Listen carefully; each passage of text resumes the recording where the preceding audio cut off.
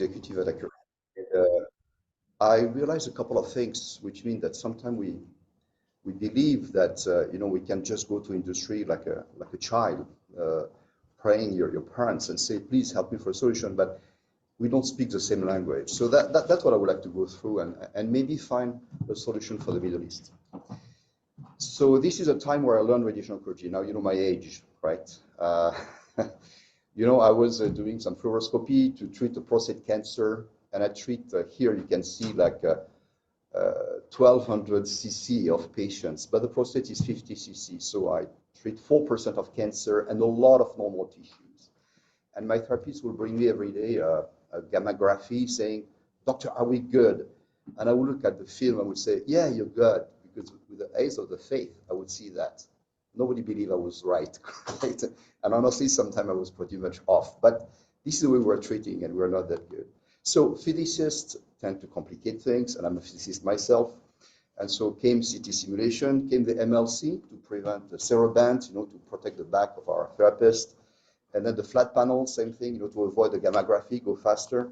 But with CT simulation, we invented the contouring to know exactly where was my prostate, so I was not off by so much. The MLC, the physicists make it more complicated. They invented IMRT, intensity modulated radiation therapy, and now we start to be precise, meaning we conform to the thing. And with the flat panel, we came to accuracy, meaning every day I can get a CBCT or megavoltage CT, and I want to make sure, because I'm so precise, that my precision will be not off. I will not have a geographical miss. I can do the same thing. So great, this is excellent, but who's going to do the job? Well, it's our therapist. We delegate to a therapist, and this is what they do every day. We have a contour that we did, and on the day of treatment, they got a CBCT. They say, "Oh my God, we're off." So they do X, Y, Z correction, and the X, Y, Z correction, we delegate to them. At the beginning, they were calling me for every single treatment, but now I say, no, yeah. If it's less than 5 millimeter, you go for it, and then I give you the hand, you treat the patient. And they're happy, they do X, Y, Z, and pitch, roll, and jaw, and that's fine. So when do we really need art therapy, adaptive radiotherapy? Well, there's days where our therapists will do the image-guided radiotherapy. They will try to do the X, Y, Z, and that does not fit, because my bladder will probably be a little bit bigger than expected. And instead of the prostate, I may have the seminal vesicle here, and my rectum is still off. So they are panicking, and basically what they are doing, they are paging me. I'm in the middle of a clinic, I don't know what to do. I call the physicist, he tries to figure out, and we say, stop the treatment, go back to CT sim. And on the day of today, oh, that's not supposed to go by itself. Okay, anyway, let me go back. So on the day of today, we tend to do a lot of adaptive therapy offline, and it's poorly organized.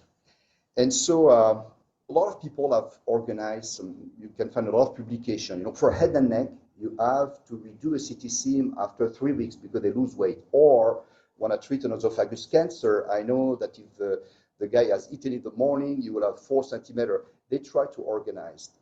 But in fact, and that's when I started to work with my friend Per and with the team in Lund, we were pretty much convinced that, in fact, it happened anytime. You never know when you have to do adaptive radiotherapy. And I was convinced also that probably head and neck is a great area where we have a problem, because we have so much critical structure close to a target, and the target can change, and you never know. And I get a lot of pushback from people like in the US, and I say, no, head and neck, it's easy, and we know exactly when we need to do that. Okay, deal, let's try. And we have our friend Andre, who did this very, very simple study that he presented last year at Mestro. And at that time, Per, you had tomotherapy with clear RT. And I'm going to describe to you what is clear RT. It's an improved imaging on the tomotherapy system. You had a research system. And with that, getting the image of the day, you were able to replan to see how often we are off and not off, and what would be the benefit of an adaptive.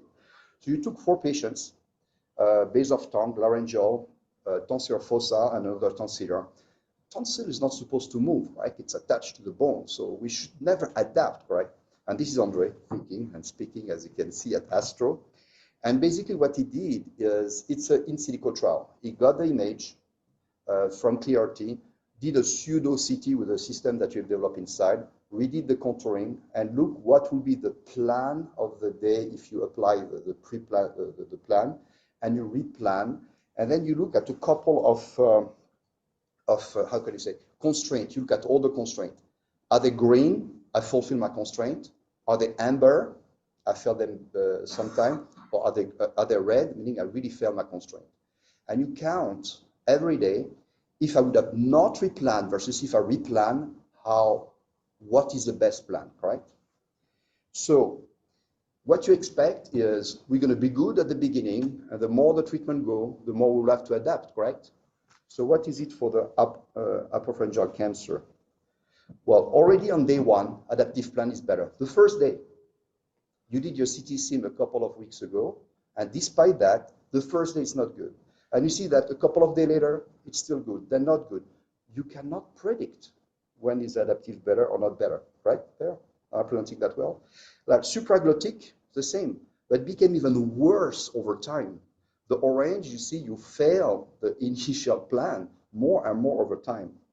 Tonsil should be good all the time. Well, not all the time, but when, you don't know when. And so the other tonsil was quite good most of the time. So what I learned from the study that you have done, Pierre, in your university, oh, but you have the slide, Andre. Oh yeah, so that's for Andre, okay? That's very good. Yeah, say hi to Andre. No, what I learned and what we learned from your study is that you don't know when a patient needs adaptive or not, and it can almost be the first day. And the conclusion is we should have an adaptive for every patient every single day, because we give IGRT to a therapist, we should be nice with them. They should have the power and the ease to do adaptive every day. But adaptive, what should that be? That should be a high quality and fast daily image acquisition. Top quality should be 1 to 2 minutes max to get the image. Should be automated and fast segmentation. They should be able to control the volume. And the passing rate, meaning they're happy by the thing, should be 90–95%. Then they should be capable to have a daily dose recalculation that also should be fast. I put 2 minutes, but some software can do that in 1 minute. And then they should have a quality assurance like we do in 1 minute. The whole adaptive should be no more than 5 minutes. Otherwise, you cannot do that. You cannot impact on that. So there's a lot of machines out there that are claiming or positioning themselves onto the landscape of adaptive. You can see that there's an Merlinac. The Vure, unfortunately, the company is belly up, so we can remove it. There's a great machine. I saw that Noor is here. It's a great machine, which is the Alcyon/Ethos. And there's the Radixac with ClearRT that you call the CT-Linac. So MR claim they are superior. They are superior because seeing the soft tissue, you can see cancer. So segmentation should be, hi Vincent, you're late. So MR should be way better because you can see soft tissue, and then it could be easier to recontour. Yes, that's true. There's some couple of drawbacks for MR, especially because we don't have the Vure. The first is the electron re-entry effect, Laplace law. I have an electron going there, I have a magnetic field, I put the force. So every time I have a beam, for example, I treat a breast cancer, I've got a hotspot returning back. That may complicate a little bit those calculation algorithm or adaptation. So that, I think, don't go necessarily there. Here's an example of a re-entry that you can see that there's a hotspot at the end. But I think that the real, in my opinion, the real drawback of Merlinac, this slide is from Mestro 2022. Our friend Tobias Finazzi, he was fellow in Amsterdam, working with Ben Slotman, who's the past chair of the Thoracic Society. They tried to do the single fraction SBRT for lung using their Merlinac. It was a Vure. And what you can see is that for the single fraction, they took 2 hours to treat a patient because they get the image, they have to get the doctor to recontour, they have to get the physicist to recalculate, they have to do the QA, and after that they don't have motion control, so they need to do how do you call that? They don't have breath hold, so they need to shoot the step and shoot, yeah, to do the thing. So 2 hours to treat a patient, I think that doesn't fit into a standard treatment. That's what I call the monster. So in my view, if you go to adaptive and you have to take more than a 15-minute slot, that does not fit. Varian came with a very nice solution. They really went to the field and to the landscape of adaptive by building around the Halcyon, adding some AI to facilitate the thing. So basically, they use AI as influencer. You can see here the image on an Halcyon before the hypersite. And with influencer, they are able to change the contour to make it closer to the reality. Then they also have an intelligent optimization. They're able to shift the dose and change a bit the intensity of the beam. And eventually, they use with Moebius quality assurance. So not the measurement that you do in Sweden, but they do that. Last year, they introduced HyperSight, and HyperSight is a better image quality on the Halcyon and the Ethos. It may help, but I don't know at this point if it can help about the adaptive. They claim that the ounce field unit is better, but ounce field unit, you can see here the graph is going from -2,000 to +3,000. In fact, our ounce field units of interest for the tissue is more around 0 ±1. So I assume that if you get this curve and you really focus on around the 0, you may not have that accuracy in terms of ounce field unit. But I don't think the ounce field unit really change is really an issue about those calculations. When I was at Accuray for 2 years, I really tried to work on the adaptive solution and based on the ClearRT system. So ClearRT, what is it? You have tomotherapy. It's an helical system, so similar like a CT. And normally you get an image with a flat panel, so on a broad beam. So you have a lot of scatter. It takes some time to acquire the image. One of the ideas was to put just a window in front of the X-ray tubes. In doing so, you create a more narrow beam. With a narrow beam, you have way less scatter. Way less scatter, you take more time to acquire your image, but way less scatter, meaning that you're closer to a CT image. And the first image obtained in 2021 at Levenport, you can see on this patient, this is a patient which is a worst case scenario, very fat patient for a prostate treatment. So we expect a lot of scatter. And you can see that between the diagnostic and the ClearRT image, it's very similar. So it may facilitate the segmentation. 49 seconds of acquisition is not bad. So my plan was to connect this, exactly like Mohammed was saying, to the research system, because research is sort of very good at segmentation based on AI, very good at doing fast dose calculation, at evaluating. So we had a lot of work for over a summer about those images, and I did a lot of work getting some cone beam CT from the ClearRT and trying to do some adaptive. And here's an example. So imagine you have the patient, you just got on the bottom, you have the CT scanner. On the top, you have the ClearRT. And within 30 seconds, the plan of the day is recalculated. And you see that you're missing your seminal vesicle like in the previous case. So you can get the image, and if you ask, within 90 seconds, you can have a replan. And you can see here the DVH, which is wobbling until you optimize the thing. So between the image acquisition, which was 50 seconds, checking, which was 30 seconds, and recalculating, which was 90 seconds, within 2 minutes, we were able to get a new plan. And if you like the new plan because you see that you're fulfilling better your DVH, you can say, I'm going to select the adaptive plan.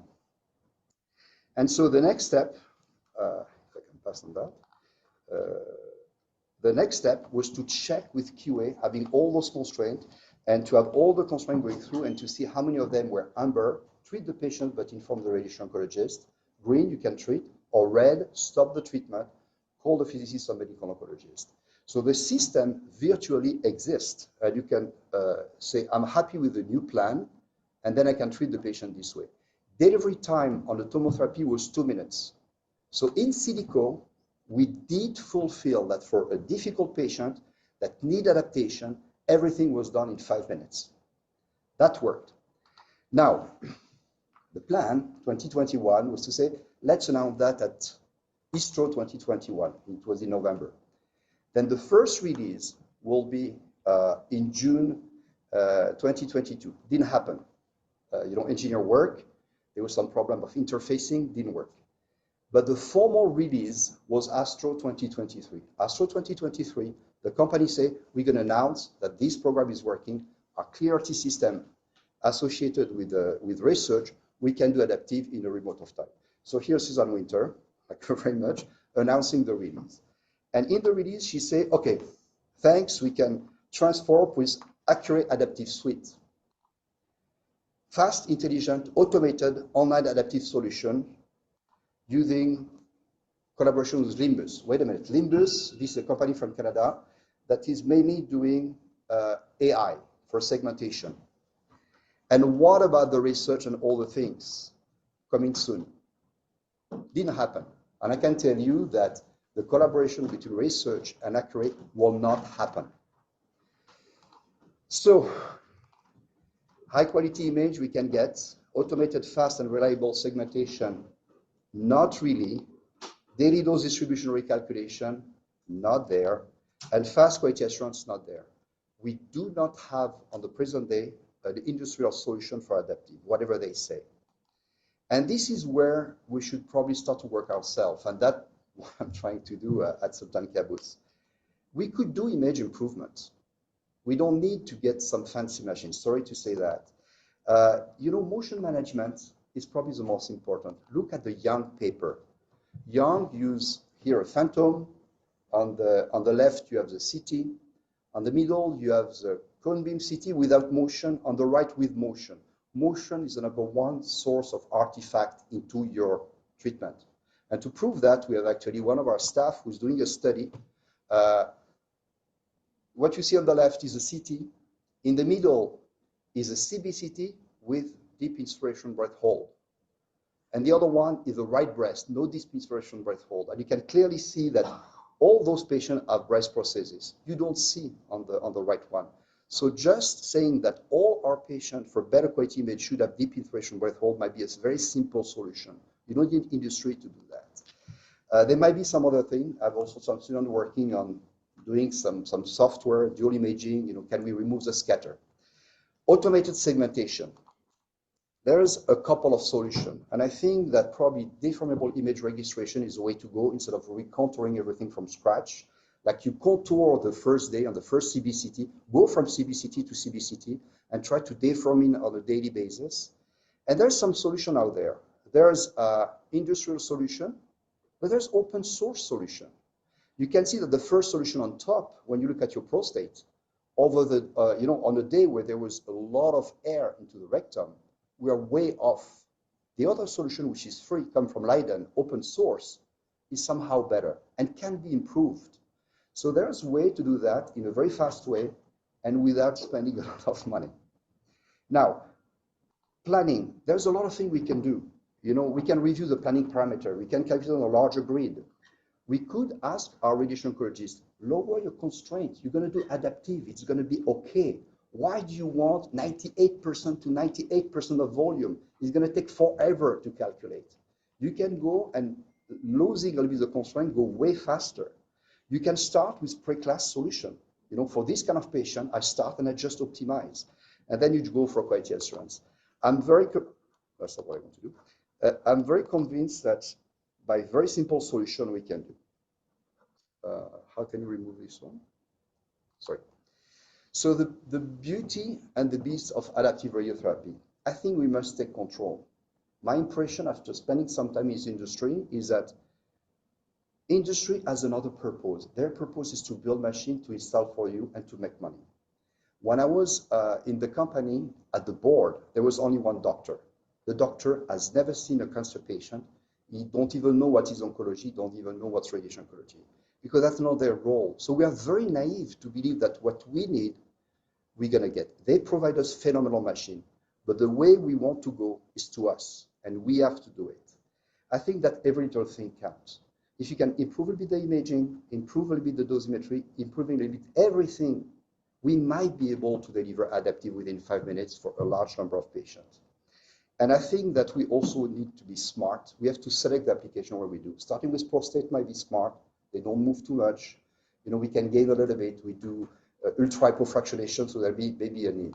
I think that we need to be self-reliant, modest, minimalist. We don't need to buy very expensive machine to do that. We need to work ourselves and to do it. Thank you very much.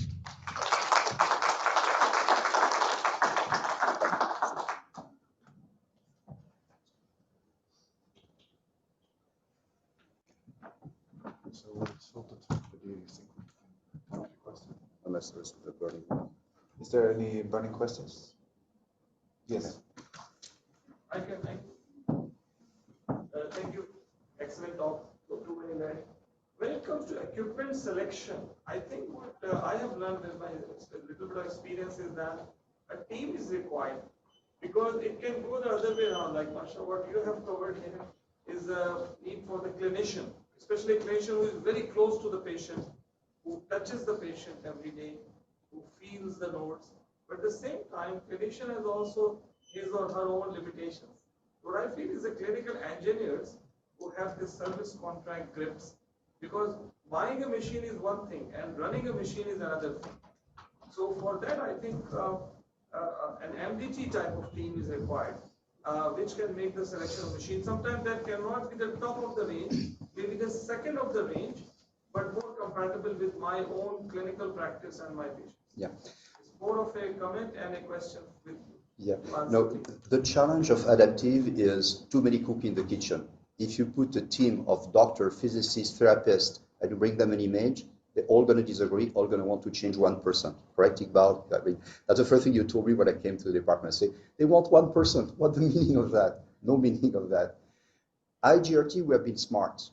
You know, at the beginning, I was called for every single image. Then we give them, you know, we say, okay, listen, within the time thing, please do it yourself. And now we trust them. Actually, when it's a question to treat a patient, I don't know how to start a machine. And I think my therapists are doing better. We need to give them the tool so they feel confident to replan and to do to change the treatment if needed. And that has to be within 5 minutes. Sorry. Now it's time to go for Juma prayer. Yeah. Now there's a photograph session. So